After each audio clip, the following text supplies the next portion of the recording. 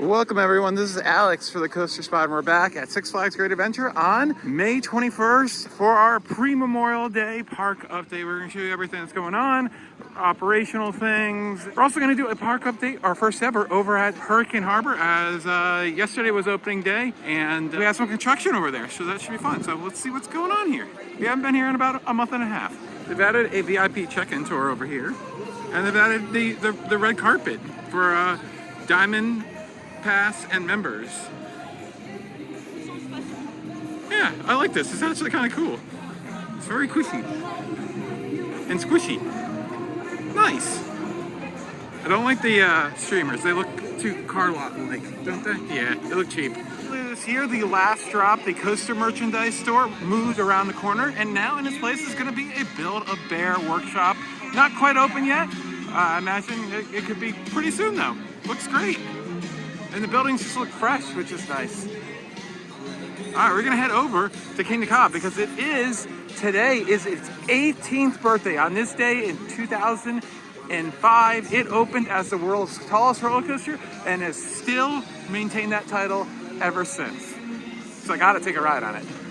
Unfortunately, one of the greatest rides in this park, one of the few dark rides in the park, one of only two, Houdini's Great Escape, which is a great illusion ride, still not open this year. I don't think it's been open since October last year. They're waiting for a piece. Is that what you've heard? Okay, they're waiting for a part.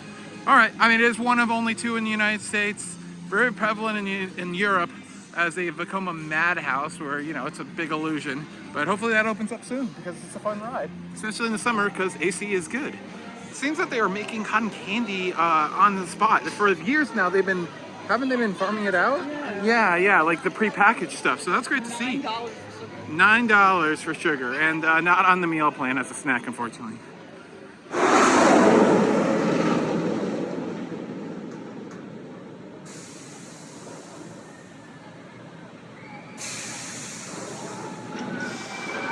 I did my Kingda Ka ride. It was fun. Second to last row.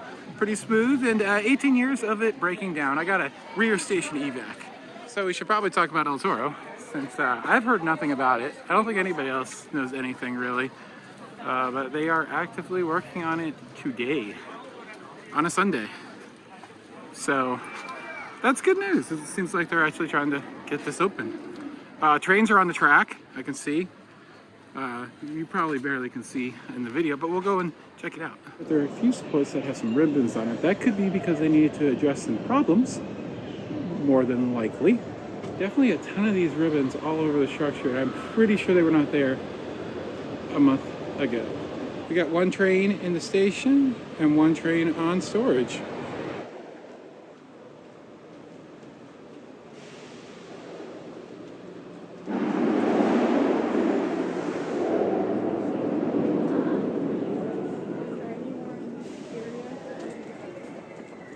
The sign still says this summer.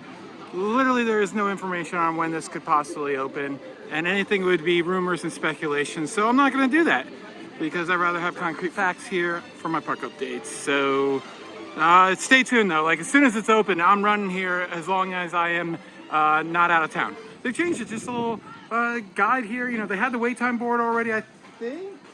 Oh no, they have two of them now are in this area. Arcade games were here. Yeah, I think it's been a shop at one point. I think it was the photo booth, or it might have been over where the bar is. Regardless, they don't have this little guide thing. This is nice to have. I mean, I don't see, you know. Oh, and I like how it has like they have some information, like the original entrance was located right by the tents right here. There's literally where the More Adventure Awaits sign is there. That's where the entrance to the park used to be. Basically span that, and the first thing you saw were these gift shops. That's why you have these huge gift shops in the middle of the park. Only lasted 2 years when I realized having the entrance over here was really dumb. So I didn't notice something. What did you notice? Oh, Viva La Festa is coming to this park? How did I miss that? And Flavors of the Food World Food Festival. When did this happen? But there's no, what was the Summer Carnival with the color thing? Yeah, I had a feeling that was going to be a one or done. Summer vibes. So I like this. This is really cool that they have all this here. I like it. It's nice. Why not? So Flavors of the World will take place from June 17th to July 16th. I will be gone, so Ariel will have to make a park update for that. But I'll probably check it out towards the end of it. But for to get it out to you guys right away, Ariel will make a video. Will be free. No, I know you have to go to a food festival by yourself. And then Viva La Festival, which I've been seeing at the other Six Flags parks, especially in Texas, takes place from July 28th to August 27th. So right before the festival. And Oktoberfest is coming back September 9th to the October 1st. So that's earlier this year. That's not in October. Well, Oktoberfest in Germany is actually in September, so it actually makes more sense now. So instead of running with Fright Fest, that was so stupid to have those two events at the same time. Holiday in the Park is till December 31st, so there's no January 1st ride for us this year. Oh well. Well, it says it's going to be open Memorial Day weekend. However, the log flume is still missing the bottom of its lift hill, so I'm going to go with a big no of log flume opening this coming weekend, unfortunately. That is very disappointing. No question if this stuff will open on Thursday, because Memorial Day weekend, I guess, technically starts Thursday at Great Adventure, because they're open Thursday and Friday. But we'll keep you updated. I'll have a video update in probably a week or two. Yeah, so... but I'm pretty sure Mine Train and Medusa and the Off-Road Adventure should be available. Bugs Bunny National, it looks like they've completely given up on the Camp Kitchen, completely boarded up. I don't think they've run this stand in many, many years. That they have, it's very, very infrequent. So, 2015 when I lived here, it was off open and closed. Yeah, it was always like busy days when they have a lot of employees. I mean, it looks pretty bad. But I guess it works better than having a closed stand? I don't know. Make it into a break room for employees. Okay. Added a bunch of, it almost looks like former Dream Street bunting. You know the flags that they have on Dream Street? It almost looks like they're old ones from there. They've wrapped the trees in that, added a bunch of seating with tables. Why not? It's a nice little shaded area. This is what I like about this park. They should be using the shaded areas more to their advantage. Star Flyer is still doing the Extreme Flight. I'm going to let you know about this until I feel like it's a permanent addition and not something that's going to go away. Since it did go away in the Texas park. But still can do it. $10. Get harnessed into a Sky Coaster vest and you go up and soar 240 feet. Check out our video we did late last year. It was so much fun. So scary. Well, here's the Six Flags CEO's vision. More seating, more benches. They got them all around. I don't understand. This is weird. It looks nicer than an abandoned drive it your own RC car thing, but If you know why it's here, let us know. these kids are very interested in it. You would think you'd be little toddlers interested in it. Anyways, and it's got nice landscaping. We're going to check out the, what's it called?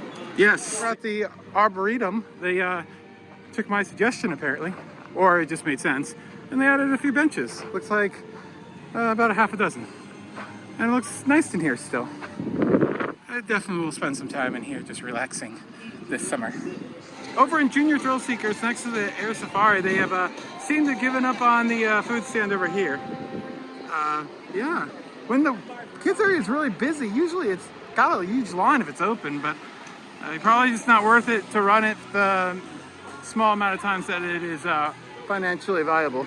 And somehow Barnstormer still is not open. I don't know. It looks very complete. They've added more pieces to it. There are a few fiberglass pieces missing previously. It looks all together for the most part. Don't know what the delay is. Ariel did notice that the lap bars here have foam on them and they do not over there. So it's the foam, Ariel. It's the foam. That's all it is. As we noticed in the opening day preview, the Best of the West is not operating, maybe through special events, but these are from Best of the West. That's sad. But on a positive note, the pitchforks are back on the dining plan. So the bacon-wrapped pork kebabs are back. Yes. Over at Nitro, we have a couple of things to talk about. Obviously, our last update, we came just to ride Nitro as it reopened with one train. It seems that they're running 2 trains at this point. I'm not sure they've ever run 3 trains this year, but we got 2 at least. And there's a shot of that train. They're running the C train. which looks absolutely fantastic. I don't believe they've actually been running the new train. I've heard they've had some problems with it. But we also can see as we walk up that both the line for the regular way into the station, the single rider line, which I don't think they're using, and the exit ramps have all been painted a new color.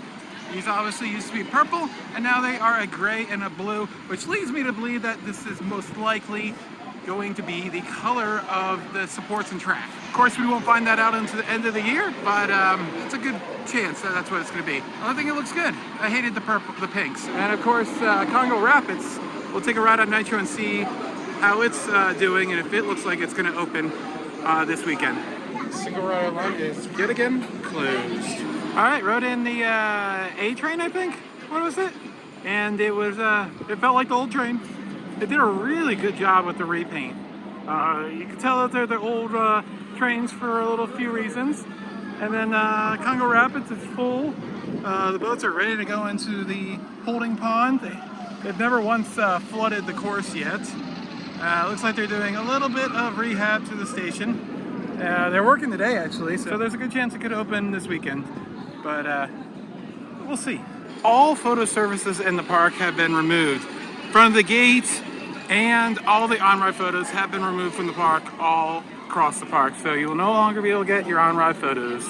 So that's an interesting thing. I would feel like the on-ride photos would still be somewhat popular, but the front of the gate ones, I don't understand why they still have those for the most part.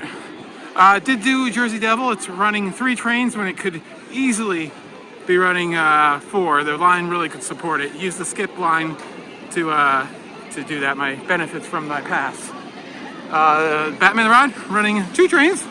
I believe Skull Mountain is also running 2 trains. So most of the stuff is back up to capacity. Nitro seems like you're just working on getting that new train reliable, and then it should be back to normal with full operations. So that's the reason why we weren't here most of the month, other than being at Hershey Park a lot to cover the construction of Wildcats Revenge, opening on June 2nd.